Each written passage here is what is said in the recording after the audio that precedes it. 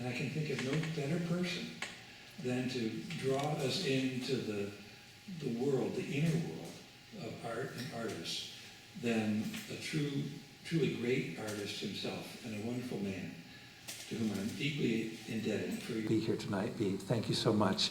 Please join us. Thank you. Thank you. Thank you for all coming, and I'm very happy to be in this wonderful museum, and we're fortunate to have Sam that is directing us, this museum. I'll talk about the pictures that are here. I'm one of 3 generations of artists. And we can start with this painting, which is a marsh in Waterford. And it was done in 2 different years. 2 weeks, thank you. 2 weeks, one year, and then 2 weeks another year. Always looking for the same good weather. If a day was overcast, I wouldn't work in that painting. It was done in Waterford. Now, this is a beach scene, which was on your invitation, done in Viareggio, Italy, which is an hour and a half from Florence. Can you hear me all right? If not, we can get this up a little bit. Maybe like that. That's a little bit better, I think. Also, this is in Viareggio, Italy. As you'll see, there's quite a bit of impasto in them. They were painted a lot with a palette knife, because with the brush you don't get quite the same strength of color. With the palette knife, it's the pure color. And particularly in the foreground, in both of them, the foreground in a beach is light, is the lightest part. Sort of against the rules that you think of. The foreground is darker, the distance is lighter. The light hits the foreground on a beach, and it must be rendered, otherwise you don't get the feeling, you lose the light of the whole subject. I'm very much attracted to that particular beach with those umbrellas. The orange umbrellas seem to be a nice design against the blue sky. I've painted them over the years, the same subject, and I found that because it's such a challenge, it doesn't become, you don't lose the emotion. The challenge comes in the color of the umbrellas. It's always a challenge to get the brilliance in the lighted areas and also the actual orange color. This is a portrait that I did of a girl that was a model, and an excellent model. She was 17 and suffering from youth. She didn't turn up for 2 days, and I wondered what happened. And afterwards, she said, "Oh, I'm awfully sorry, Nelson, but I was down to the Arno River with my boyfriend, and my cell phone fell into the river, so I was out any communication."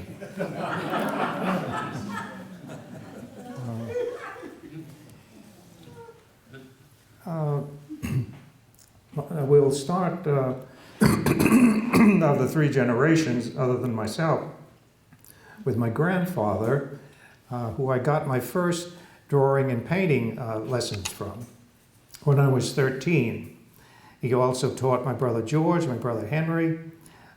He was an outstanding teacher. He was very precocious and talented, and sometimes a very talented and precocious person isn't always a good teacher, but he was. And the portrait up there, we don't know who it is, but it's by my grandfather. He painted that portrait when he was only 17 years old, which shows his talent and how precocious he was. To have such a feeling of color at that age, and also emotion, is quite amazing. We're fortunate to have that in the family. My father never would let it go, so that we could have an example of his talent at a young age. He started to study at 13 with Dwight Tryon, the man who painted that landscape up there. In Hartford, he studied in Hartford just on the weekends because he was at school at the time. And he developed very fast, and then went to the Art Students League in New York, and then became a teacher at the Hartford High School and also the Hartford Art School. And then after that, or at the same time, he was still painting, but then he devoted more time to painting. His landscape on the top there is of New London Harbor, and the one below it is New London Harbor. The one below it is owned by the museum here. The one below it has a particular French Impressionist feeling to it. He was very much influenced by Eugene Boudin, who was a wonderful French Impressionist. And my grandfather was boat crazy. He, from an early age, and he was also a good naval architect and also an architect of houses. He taught me, Henry, George, and myself, how to row a boat when we were 3 and how to sail a boat when we were 4. But it was all very inspiring for all of us to have him as a teacher and a grandfather. My father painted these 2 pictures. He was a man of breadth of knowledge and abilities. He was a good monologuist. People remember him today of all the stories and imitating people. He imitated many painters, and it used to give me an idea of what, for instance, Dwight Tryon was like. He would say, Dwight Tryon used to say, he would always say, the beauty is always in the halftones. The beauty is in the halftones. And that was what he would imitate Tryon. I feel that I know Tryon because of that.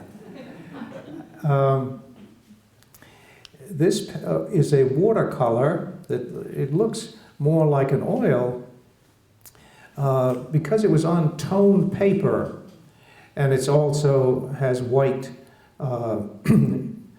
used with the watercolor. Very solid. It was done in Shoulder Island, Long Island, in a basin there called Sterling Basin.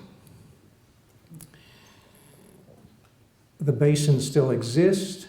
There's been a lot of painters who have painted that actual scene.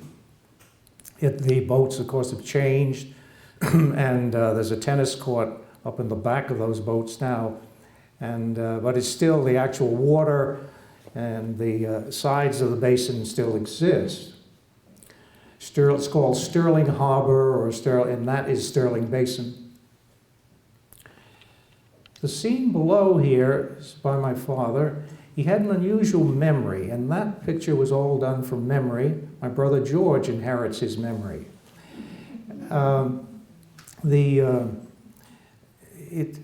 Memory is very helpful when you're doing something like that, a night scene, to avoid, also, for instance, the sky being too black or something of that sort. But it's an amazing, it really gives you the feeling of light to it.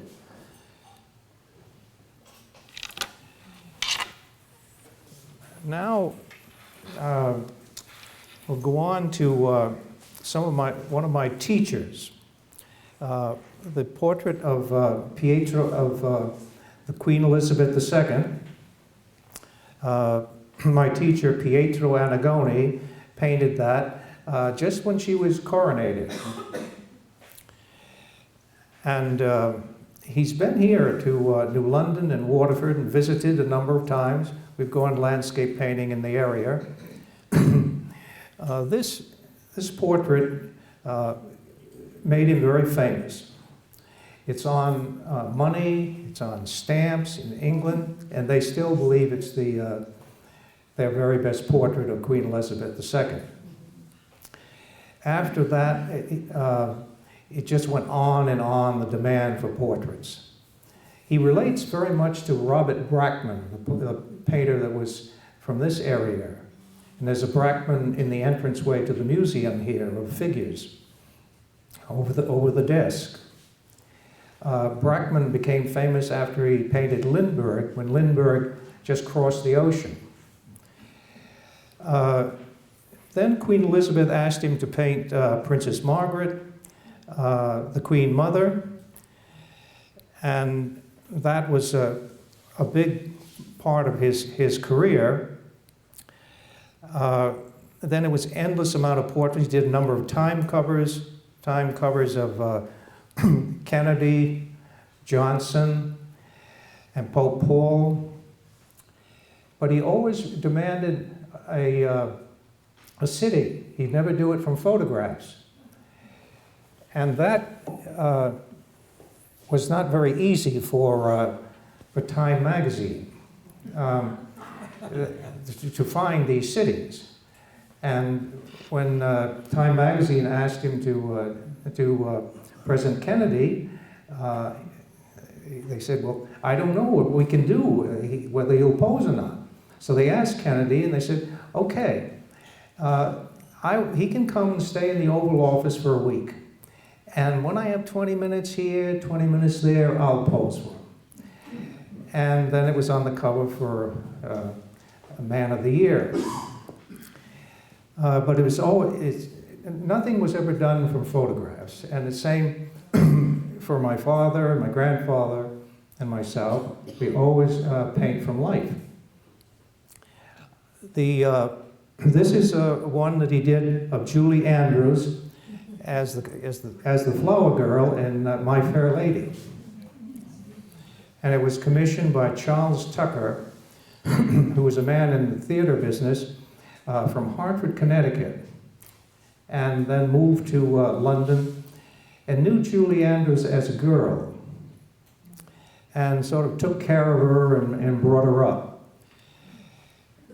Charlie Tucker then said to Annigoni, well, I'm going to use that, I'm going to have reproductions of that. And the maestro said, hey, well, you know, I have permission for the reproductions. You don't have permission for the reproductions. He said, well, how can I do it? Well, he says, you can pay for the rights. And so he paid, it's not always understood that the artist has all the rights for the reproductions. Even if he sells a picture, it's still the artist, unless they're paid for.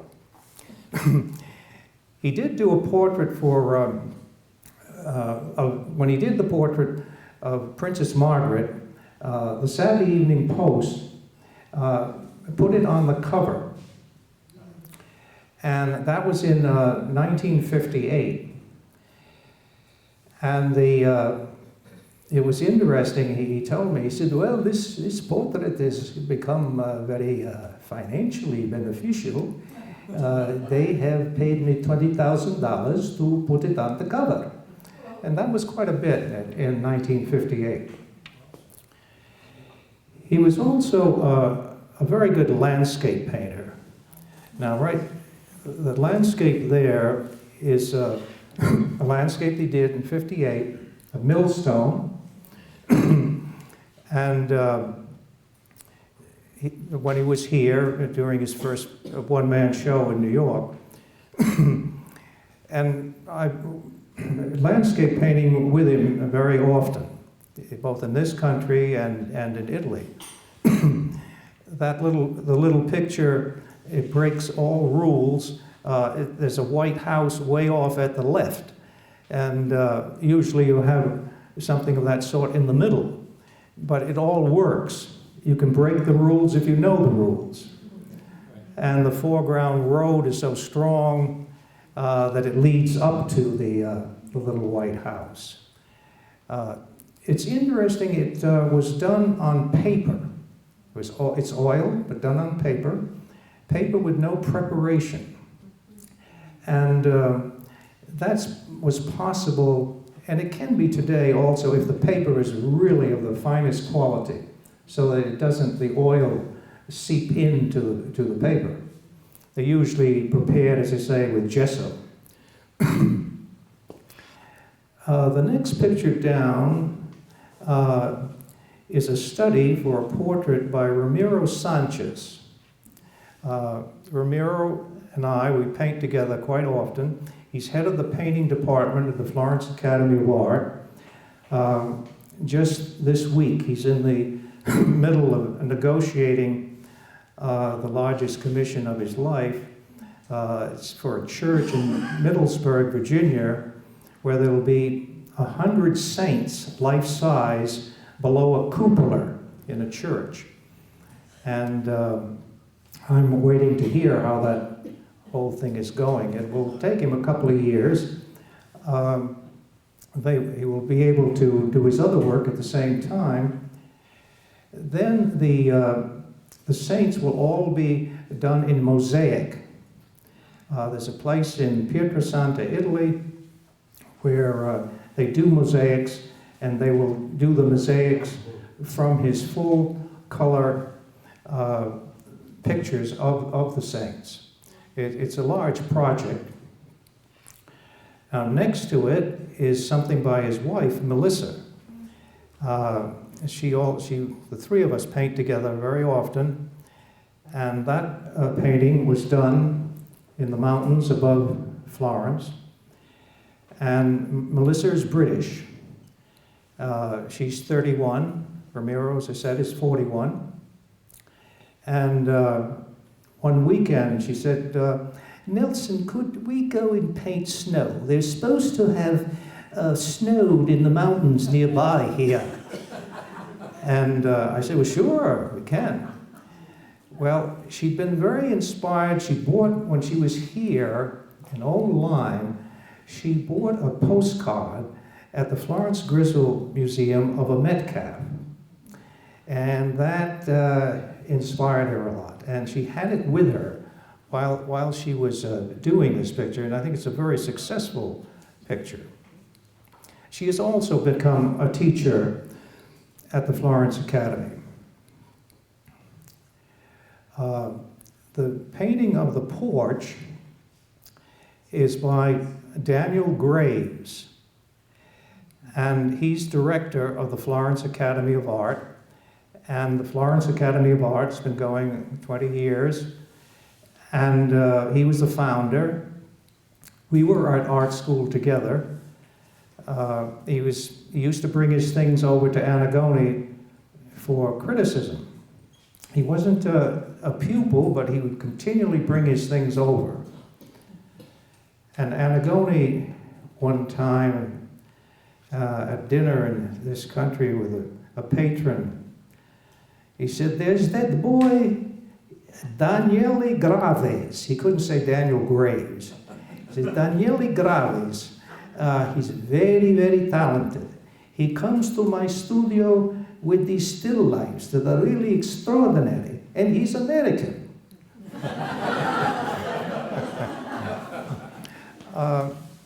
He's the fastest painter that I've ever seen. That picture of the porch, I was with him on the porch doing one. He painted that in a half an hour, 30 minutes.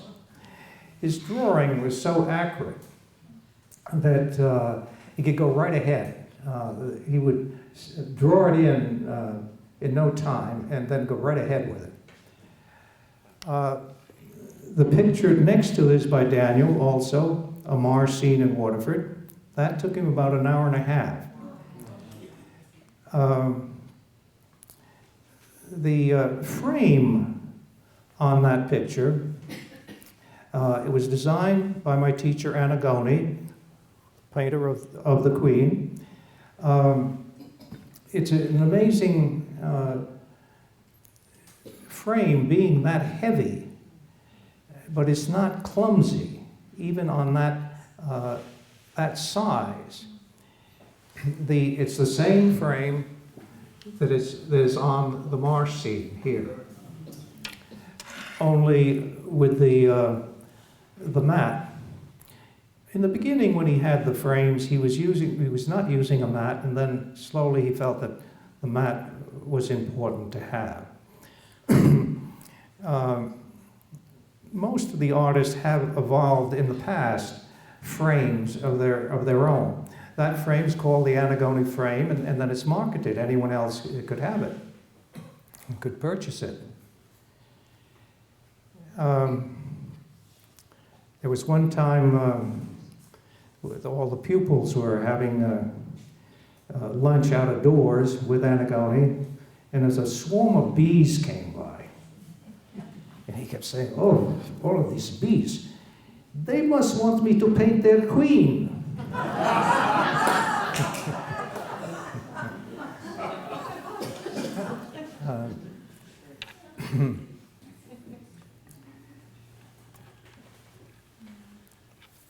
The painting over there with the beautiful gold frame is by Edward Bell. He was a turn-of-the-century painter. He was born in 1861. He studied in Munich. Now, not all the painters, American painters, studied in Paris. A lot of them did, but a lot of them went to Munich and Dusseldorf, and they got a good training. It wasn't perhaps as complete as in Paris with Jean-Léon Giraud, who was the greatest teacher at that time at the Beaux-Arts School in Paris. But in Munich, at the Royal Academy in Munich, you could get a very good training. And a lot of the artists went there because there weren't strikes or anything. While in Paris there were strikes, there was diseases at the time, and so the amount of time that you could get into the Beaux-Arts was limited. Both painters, the one, Bell and then Currier next to it, they were friends. And my father, who was a very good writer on art, wrote The Life of J. Frank Currier. That's a still life. I've never seen oysters painted so well. He was there at the time. Also, William Merritt Chase, famous American, studied in Munich. And they were all friends, Chase, Currier, and Bell. And the frame on the Bell was designed by Stanford White, a famous American architect. He designed the most beautiful frames that were ever made in America. And there again, other artists could purchase them. That is a frame it was basically done for Thomas Dewing. It's called the Dewing frame. Dewing always had it on his pictures. The portrait next to the still life is by Robert Brandegee. Now, Robert Brandegee was a teacher at Miss Porter's School at the turn of the century in Farmington. He'd been very well trained in Paris, came back, taught at the school, did portraits around Farmington, and that portrait was in the 1889 Paris Exposition, and it received a silver medal. It's a portrait of Montague Flagg, who was another Connecticut painter, but it's an unusual portrait. Down, there are two drawings over there. One on the top, it's a woodcut by Thomas Nason, one of the last of the old line painters of the colony. He was an amazing draftsman in unusual woodcuts. The etching under it is by Daniel Graves. He was a very good etcher as well, one of the few artists today who also do etchings. Well, I think I'll give you 10 minutes now, take a 10-minute break, and you can go around and look at pictures, and then we'll continue.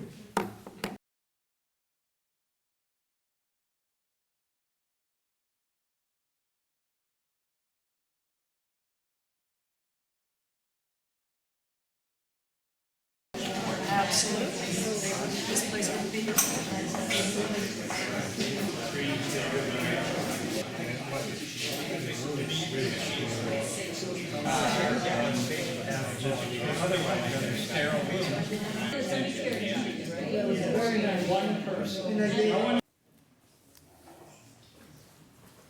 Well, we don't want to miss the drawings, and drawing is so important in art.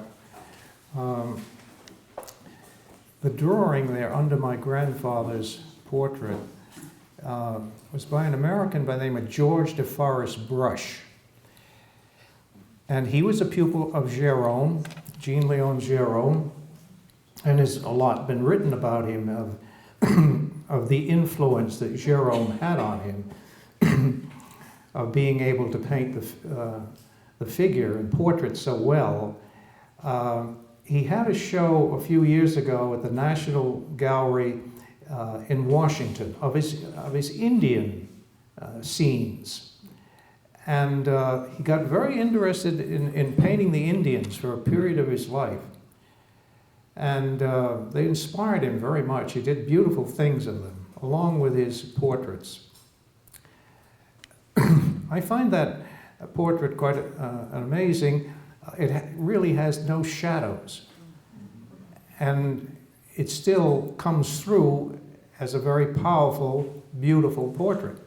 And that takes accuracy and understanding of proportions.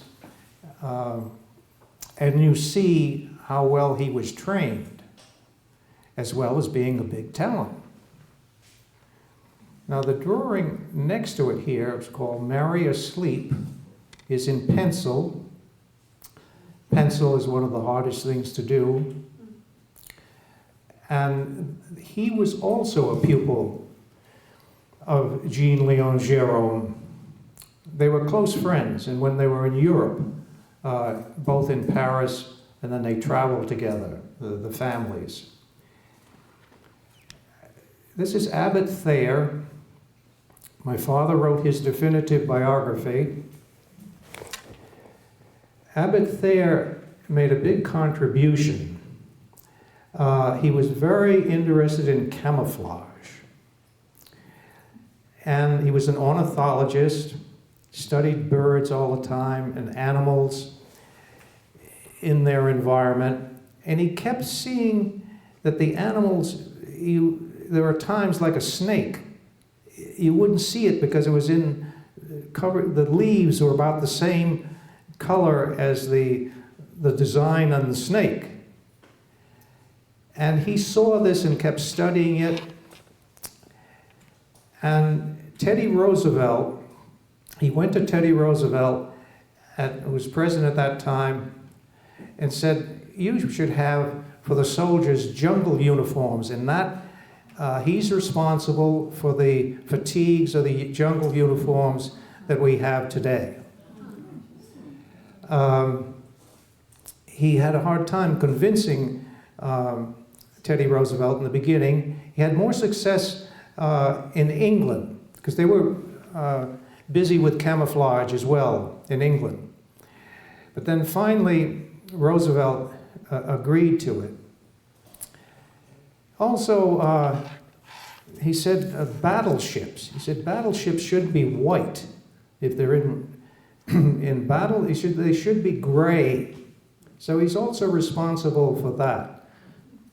Made a big contribution in it, but it took an artist who had observed nature a great deal.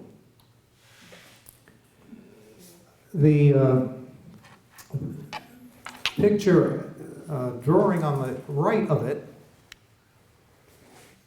here is a silver point by Thomas Dewing. Thomas Dewing was one of the 10, what we call the 10, it was a group of American painters who got together and tried to launch Impressionism. And Child Hassam, Dewing, Metcalf, Chase were all a part of it. It's very difficult to do a silver point. You can't make mistakes.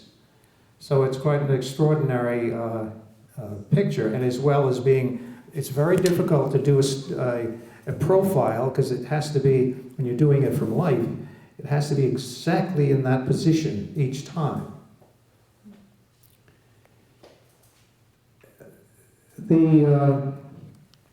I neglected to say that one of the flowers was also by my father, along with these two.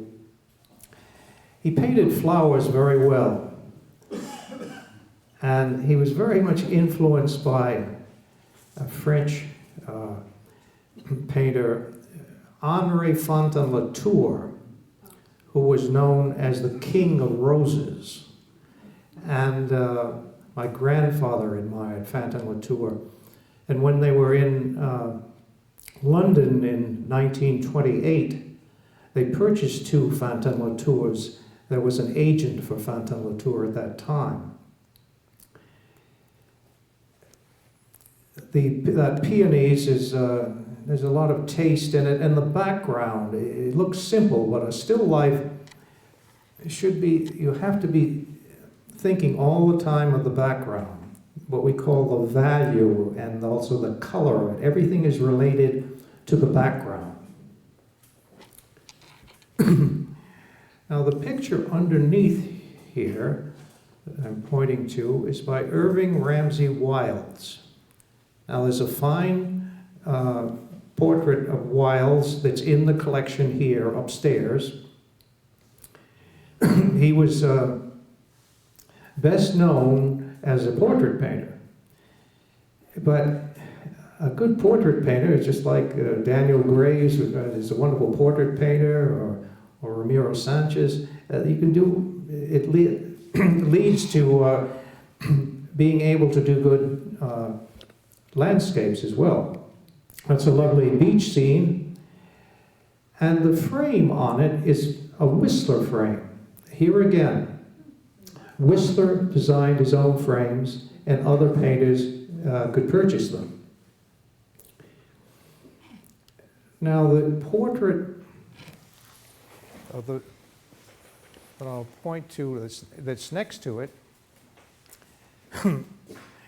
is by Benjamin Fitz. Now he's almost completely in oblivion. My grandfather and his teacher, Dwight Tryon, who did that, they felt that Benjamin Fitz was a better painter than John Singer Sargent for portraits. They had the highest regard for this man. He died when he was about 38 years old, so they can't today find enough to market his work well.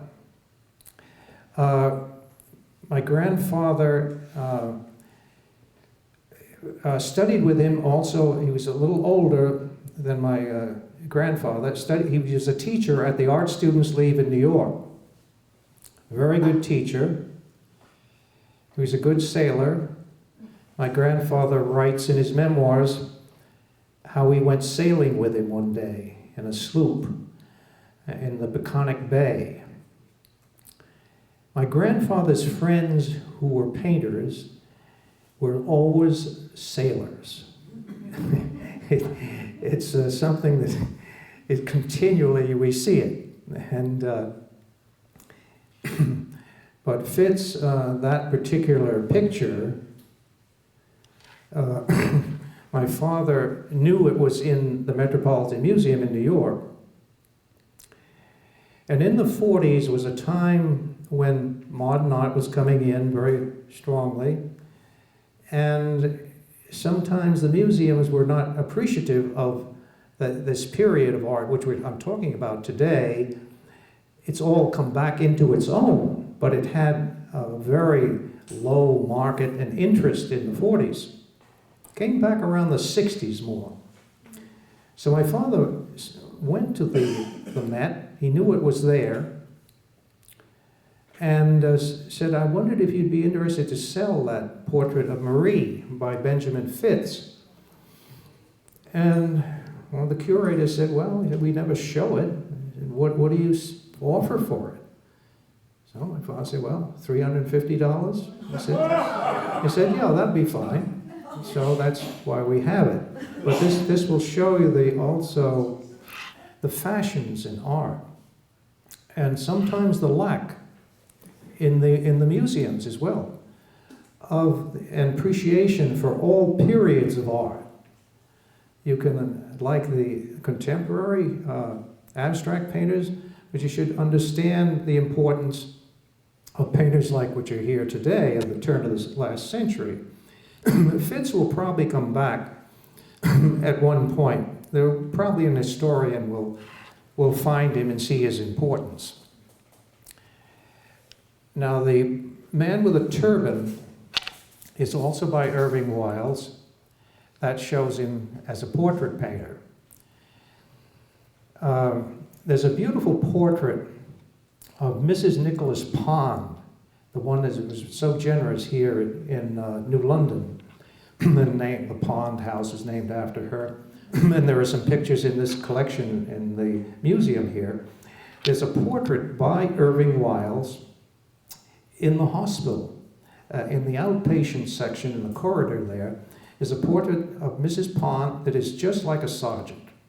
If you see that, you say, well, God, where did they get this sergeant? And it was Irving Wiles. My father and grandfather used to say that he got higher prices even than Sargent. There was just endless demand for his portraits. Then he went out of fashion in about the middle of the 30s, and now is coming back strongly. Then that's another one down the end by Irving Wiles, which I find an amazing picture. It's small. That's very small.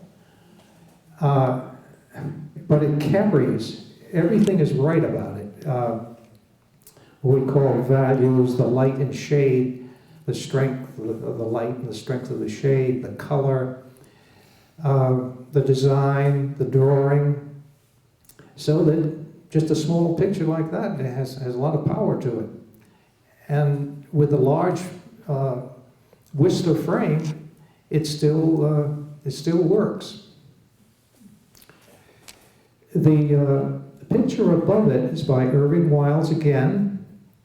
It's the Sterling Basin, the same place that my father did this picture. And the one above that one of Sterling Basin by Wiles, I find it very much like a sergeant. It's very free, very quick. He also had the same teacher as Sargent, Carolus Duran in Paris. Now, Carolus Duran did not have many pupils. Jean Leron Gérôme had many more successful pupils. It took someone with a talent like Sargent, or the talent like Wiles, with an extraordinary natural ability for draftsmanship, to come off well under Carolus Duran. And you see it, but that is very much like a Sargent. And I think that's about all, and that's the whole story.